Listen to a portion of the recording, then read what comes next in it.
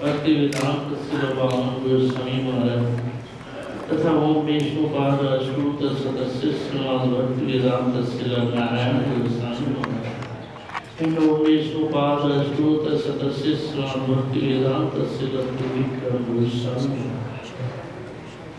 I have heard my thousands of instances to that of Srila Bhaktivedanta Swami Prabhupada and all our Guru Varga. कोई बात से सेवा भक्तिवेदांत परिव्राजक महाराज श्री माधव महाराज श्री भनु महाराज all सन्यासी all Vaishnava and Vaishnavi mother sisters all brothers please accept it. आज हम लोगों का एक स्मरणीय दिवस जो कि हम लोगों की अस्मदीय गुरुपाद श्रील भक्तिवेदांत बामन गोस्वामी महाराज श्रील भक्तिवेदांत त्रिविक्रम गोस्वामी महाराज आज के दिन अंतर्धान भगवान की इच्छा से दैव उनकी प्रेरणा से इस संसार में आए जहाँ अज्ञान अंधकार छाया हुआ है। जन्म मृत्यु जरा व्याधि रोग शोक दुख कष्ट भय काल के द्वारा जर्जरित इस संसार जाला में जलते हुए अज्ञान अंधकार में डूबे हुए मानव को इस संसार समुद्र से पार कराने के लिए राधा कृष्ण की गुरु गौरांग राधा कृष्ण की प्रेम भक्ति प्रदान करने के लिए जिनका आगमन हुआ और विश्व जीव के अंदर में चेतना देना है। गौरवाणी भक्ति का संदेश द्वार द्वार में घर घर में जीव हृदय में पहुंचाया सबको भक्ति स्रोत में उद्बुद्ध करते दिव्य ज्ञानारूप प्रकाश के और जो चक्षुदान दिलाते जय जन्मे जन्मे प्रभु से जो चक्षुदान देने वाले हम सबके जन्म जन्म के हम सबके जीवन के आधार आश्रय आदि सभी रूप से ऐसे गुरु वर्ग के हमारे गुरुपाद के स्मरणीय दिवस में हम सभी लोग आज समवेत तो सुबह शाम और दोपहर को कथाएं प्रस्तुत हो उनकी चरितावली के साथ गुणों के साथ आदर्श और विचारधारा सभी को सुनने को प्राप्त होगा। इसलिए मैं सभी वक्ताओं से निवेदन करता हूँ सभी को मिले सुने समय होता है एक विषय का नहीं वर्णन करें कोई अधिक बोला नहीं तो इसलिए समय 15 मिनट का समय रखते हुए सभी वक्ता लोग बोलेंगे यही मेरी आशा है और गुरु जी के चरणों में पुष्पांजलि समर्पण करेंगे। हमारे जितने भी वक्ता जन हैं गुरु की कृपा से असीम ज्ञान भंडार जिनके अंदर होता है और अथाह प्रवाह चलता है तो रोक तो नहीं है तो समापन नहीं हो सकता।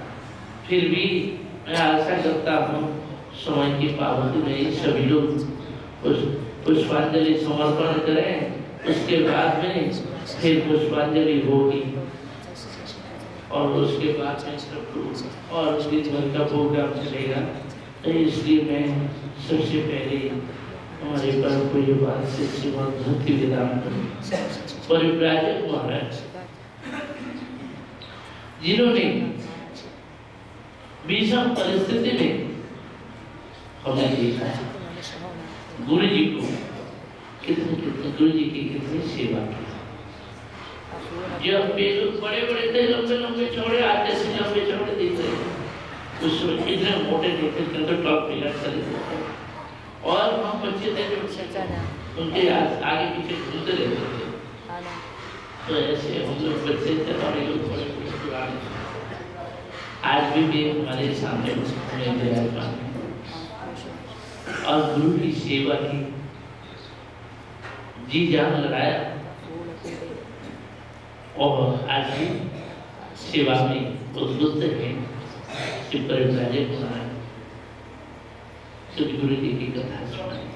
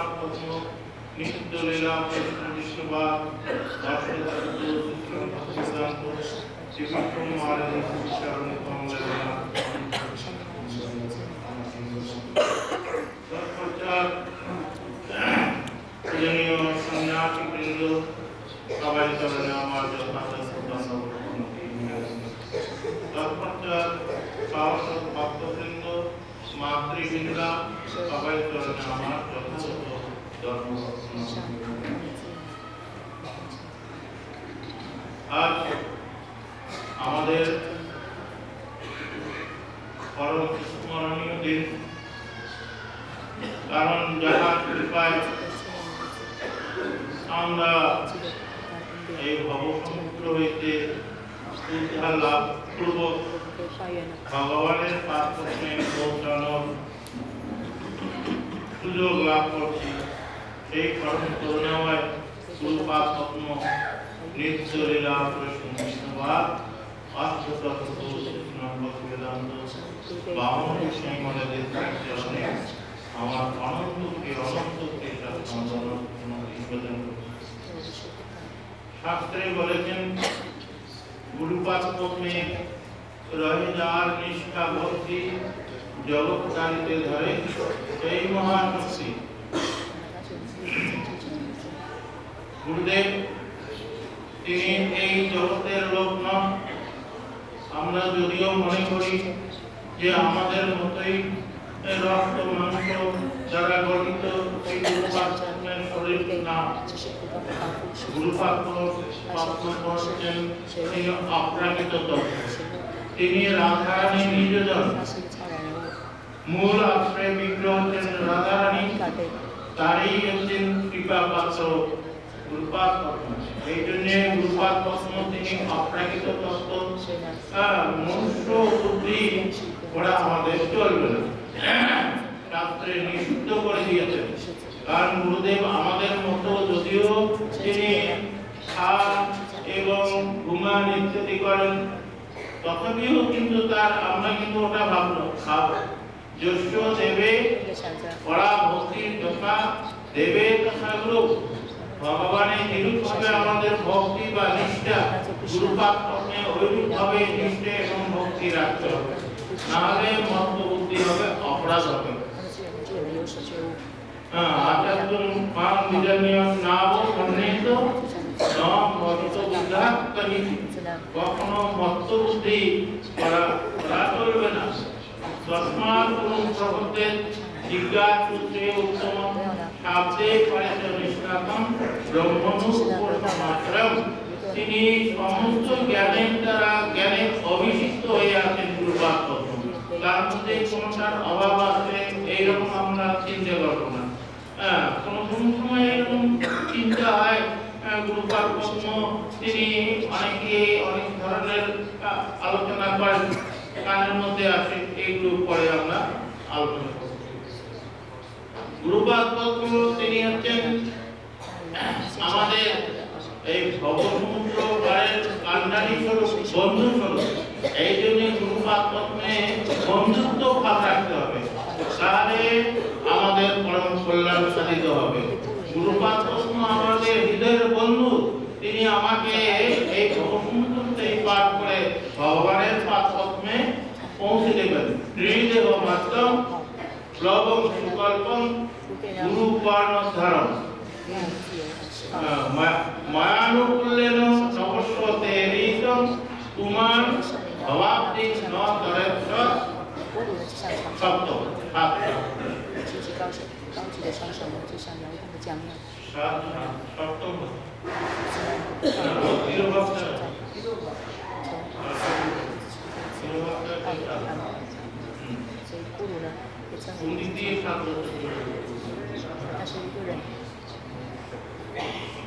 যাই হোক, এই জন্য শাস্ত্রে বলেছে গুরুপাদ পদ্মে আমাদের নিষ্ঠা রাখতে হবে এবং গুরুর বাক্য কোনো বিচার করা গেল অবিচারণীয় কোনো বিচার করে যা বলবেন তাই। গুরুদেব যদি বলে তুমি একলা এই বিষ খেয়ে না, তাই খেতে হবে, তখন ওই বিষটা বিষ হবে না, অমৃত তুল্য হবে। সুতরাং এইরূপভাবে নিষ্ঠার সহিত যারা গুরুর সেবা করেন তাদের গুরুদেবের কৃপায় তারা ভগবানকে সেবা করতে পারেন। আদর্শ এটা দেখিয়েছেন প্রভুপাদের সময়, পরম গুরু মহারাজ তিনিও দেখিয়েছেন। রামানুজ আচার্যের সময় পুরীর জীবনীর দ্বারা আমরা দেখতে পাই। এবং পরম গুরু মহারাজ তিনিও ওইরূপভাবে তার গুরুদেবকে রক্ষা করার জন্য, গুরুদেবকে তো কেউ কিছু অনিষ্ট করতে পারেন না, কিন্তু তথাপি এই জগতের জীবকে শিক্ষা দেওয়ার জন্য তিনি একটা বিপদগ্রস্ত তাকে ফেলে ফেলবেন স্মার্ট করা। এই জন্য উনি সঙ্গে সঙ্গে বললেন যে গুরুদেব প্রভুপাদ আপনি আমার এই সাদা কাপড়টা নিয়ে নিন আর আপনার এই লাল কাপড়টার সন্ন্যাসীর বেশটা আমাকে দিন। হ্যাঁ, মনে মনে দিন থেকেই ওনাকে সন্ন্যাসের জন্য বলেছিলেন, কিন্তু প্রত্যন্তরে তার সন্ন্যাস হয়ে গেল। তিনি দিয়ে দিলেন আর কাল বিলম্ব না করে ওনাকে মায়াপুরে পাঠিয়ে দিলেন। তাহলে এত রিস্ক নিয়ে গুরু সেবা করতেন। এই জন্য গুরুদেবে ওইরূপ ভাবে নিষ্ঠা ভক্তি আমাদের থাকতে হবে, তাহলে আমাদের ভগবান আমাদের প্রতি প্রসন্ন হবেন। গুরু মহারাজ তিনি কোন জায়গায় কেউ মহারাজ বলছেন যে 9 বছর বয়সে তিনি মায়াপুরে চলে আসেন ওনার মা ভগবতী দেবীর সঙ্গে। এসে তিনি পরীক্ষার সময় এসেছিলেন গুরু মহারাজ, এসে পরীক্ষা শেষ হলো, তাই এবার চলে যাবেন। মা বলছেন যে বাবা এবার চলো। উনি বললেন যে না, আমি আর যাবো না, আমি তো নিজের বাড়িতে আসল বাড়িতে এসেছি, এখান থেকে আর আমি যাবো না। অনেক চেষ্টা করলেন, হলো না, গেলেন না। তারপরে ওনাকে প্রভুপাদের কাছে দিয়ে দিলেন ভগবতী দেবী মা, যে প্রভুপাদ এসব আর বাড়ি যাবে না, আপনি আপনার চরণে সমর্পণ করে দিলাম। ওনার মা ভগবতী দেবী উনি প্রভুপাদের শিষ্য ছিলেন, কিন্তু ওনার বাবা পরবর্তীকালে আমাদের কেশব সিং মহারাজের কাছে তিনি দীক্ষা নিয়েছিলেন। এই জন্য সম্পূর্ণ পরিবারটাই বৈষ্ণব ছিলেন। প্রভুপাদ ওনাকে নিয়ে আমাদের পরমগুরু মহারাজ কেশব সিং মহারাজের কাছে সমর্পণ করেছেন। একে এর দেখাশোনার ভার তোমার উপরে থাকলো, একে তুমি ভালোভাবে শিক্ষা দাও। পরবর্তীকালে পরমগুরু মহারাজ আমাদের ভক্তিবিনোদ স্কুলে ওনাকে ভর্তি করে দেন। এবং গুরু মহারাজ নিজে বলতেন আমাদের মাঝে মাঝে সবাইকে ডেকে নিয়ে কলকাতার মধ্যে, যে দেখো আমার সেই সময় তো ছেলে বলতে আর কেউ ছিল না, আমি ছিলাম, আর একজন ছিল। তা আমাকে সবাই ভালোবাসতেন এই জন্য যে আমি তাদের বাসন কোসন কাপড় টাপড় সব ধোয়া ইত্যাদি করা, জায়গা ধোয়া ইত্যাদি সমস্ত ব্যবস্থাগুলো আমি করে দিতাম। এইরূপ ভাবে আমি সেবা করতাম। হ্যাঁ, আর ওনার ছোটবেলাতে শব্দের নাম ছিল। আর আমাদের পূজনীয় যে নরহরি প্রভু ছিলেন, ভান্ডারী ছিলেন। আর প্রতি 15 দিনে একদিন করে নরহরি প্রভুর সঙ্গে গুরু মহারাজ ওই পায়খানা পরিষ্কার করতেন। তখন তো আমাদের সেমিটারি পায়খানা ছিল না, খাটা পায়খানা ছিল। মাথায় করে ওই গামলাগুলো নিয়ে আবার অন্য জায়গায় গর্ত করে ওখানে পুঁতে রাখা হতো। রাত্রিবেলা ওরা দুইজনে ওই কাজগুলো করতেন। গুরু মহারাজ বললেন যে আমরা তো গুরু বৈষ্ণবের সাথে বিকৃত, আমরা এই নশ্বর শরীরকে দিয়ে যত আমরা সেবা করব, গুরু বৈষ্ণবের সেবা করব, ওটাই তো আমাদের লাভ। এই জন্য গুরু সেবার জন্য গুরু সেবা গুরু মহারাজ বলছেন যে সেবা সবগুলোই সমান। কোনটা ছোট সেবা, ঝাড়ু দেওয়াটা একটা ছোট সেবা, আর অর্জন করাটা ওটা মানে বড় সেবা, আর গুরুদেবের মানে পার্সোনাল যেটা সেবা হয় সেটা আরো বেশি অন্তরঙ্গ সেবা।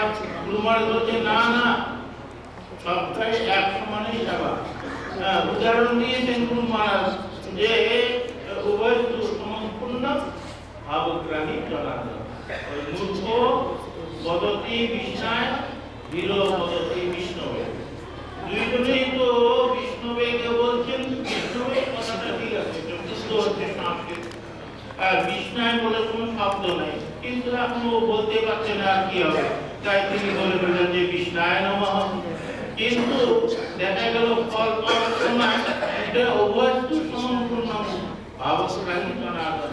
ভগবান তিনি তাকে দুইজনকে সমান বললেন। কেন দিলেন? না, ভগবান ভাবটাই গ্রহণ করেন। দশরথ এখানে দেখাচ্ছেন যে এই গুরু সেবা একজন অন্তরঙ্গ সেবা করছেন আর একজন বহিরঙ্গ সেবা করছেন, এই ধরনের না। গুরু মহারাজ বলছেন আমার আদেশ, গুরুদেবের আদেশ যে যতই দূরে থাক না কেন, যে যত পরিমাণে আদেশটা সুষ্ঠুভাবে পালন করেন তার সেই আমার অন্তরঙ্গ। সে যেখানে দূরে থাকে। আমরা অনেক সময় প্রশ্ন করছিলাম যে গুরু মহারাজ যারা আপনার কাছে আছেন, আমরা আর যারা দূরে আছে তাদের কি হবে? বলে আরে আমার কাছে ওরা, কারণ আমার যেহেতু আদেশটা ওরা পালন করছে, এই জন্যে সমান ওরা ফল পাবে। আমার সাথে তোমরা থেকেই কোনো আবার তোমাদের অন্যরকম বুদ্ধি হবে। এই জন্য গুরু মহারাজ বলছেন যে মনোপাঠ করতে গেলে প্রথম হচ্ছে আমাদের সহিষ্ণুতা গুণ থাকতে হবে। গুরু মহারাজের নিজের জীবনের দ্বারা উনি দেখিয়েছেন যে সহিষ্ণুতা গুণ ওনার মধ্যে প্রচুর পরিমাণে ছিল, না হলে আমাদের গৌড়ীয় বেদান্ত সমিতি অতদিন টিকে থাকছে না। একসঙ্গে সংঘবদ্ধ হয়ে আমরা ছিলাম গুরু মহারাজের সহিষ্ণুতা। পূজ্যপাদ মহারাজজি উনি নিজে আমাদের বলেন যে দেখো তোমার গুরু মহারাজ ও করেছেন ওটা মাটি দিয়ে তৈরি করা, এই জন্য সত্যি গুরু মহারাজের মাটি কোনো কথা নেই। আমরা যখন মঠের জন্য আমি সেই 1970-তে তখন গুরু মহারাজ আমাকে বলতো যে যাও ওই সিদ্ধান্তী মহারাজের মঠে সকালবেলা গিয়ে দর্শন করে এসো। দর্শন করে একটা গুরু মহারাজ বলেন কি দর্শন করলেন? আমি বললাম কতগুলো হনুমান আছে, মুখে আঙুল দিয়ে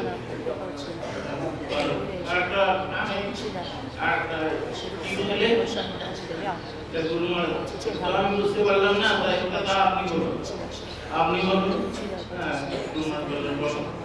গুরু মহারাজ বললেন যে যা কিছু দেখবে ওটা দেখবে শুনবে, কিছু বলবে না, আর অন্য কিছু কথা ঢুকাবে না, আর কোনো বলবে না, তাহলে তোমার মতবাদ হবে।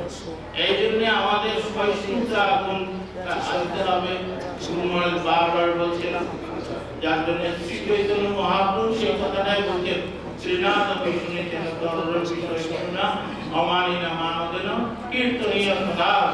গুরু মহারাজের এই শ্রীনাথপি মূর্ত বিগ্রহ গুরু মহারাজের সবাই বলতেন, এমনকি প্রভুপাদের যারা যারা শিষ্যরা তাও ছিলেন তারা সবাই এক বাক্যে গুরু মহারাজের প্রশংসা করতেন। গুরু মহারাজ বলে যে গুরুদেব বা শিষ্য গুরুদেবের প্রশংসা শ্রবণ করা ঠিক নয়। গুরুদেব যদি কোনো শিষ্যের প্রশংসা করে কিন্তু শিষ্যের ওটা মঙ্গলজনক নয়, কারণ গুরুদেব যদি তাকে ভর্ৎসনা করে শাসন করে সেটাই তার মঙ্গলজনক। এই জন্য আমাকে অনেকেই বলতেন আপনি কত প্রভুপদের সেবা করেছেন, কিন্তু আমার এটা ভালো লাগছে না। এই জন্য বলছেন যে গুরুদেবের গুরু সেবার আদর্শ হচ্ছে গুরু মহারাজ, তিনি গুরু সেবার আদর্শ। আমরা দেখি যখন শেষ সময়ের দিকে তিনি যখন অন্তর্ধান লীলা করবেন তার কিছুদিন পূর্বে কলকাতার মধ্যে তিনি বসে আছেন, প্রসাদ দেওয়া হয়েছে গুরু মহারাজকে, তিনি অর্ধ বাহ্য দশার মধ্যে এসে গেলেন, আর কোনো সারা শব্দ নেই, কোনো কথাবার্তা নেই, প্রায় 1 ঘন্টার মতো কেটে গেল। আমাদের গোবিন্দ মহারাজ ভয় পেয়ে গেছে, গুরু মহারাজকে এরকম স্পষ্ট করে তারপরে আমি সময় পড়ে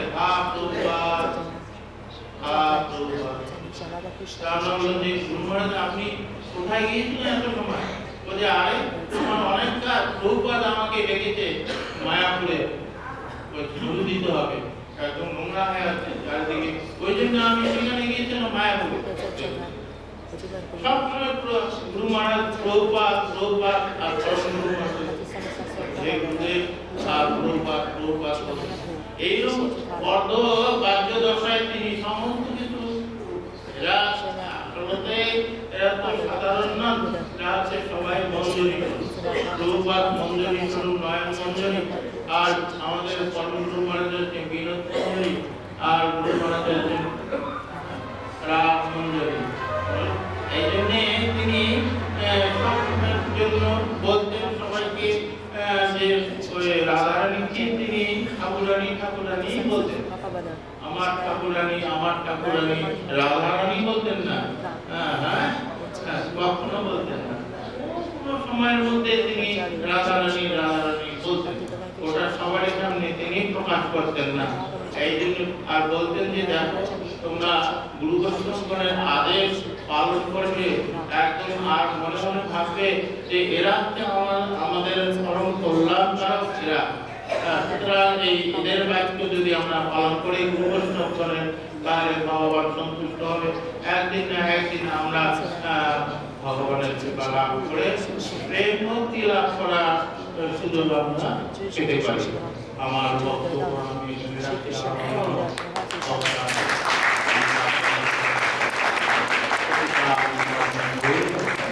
कोई बात से जनार्दन वाला जी आप माइक के सामने आए।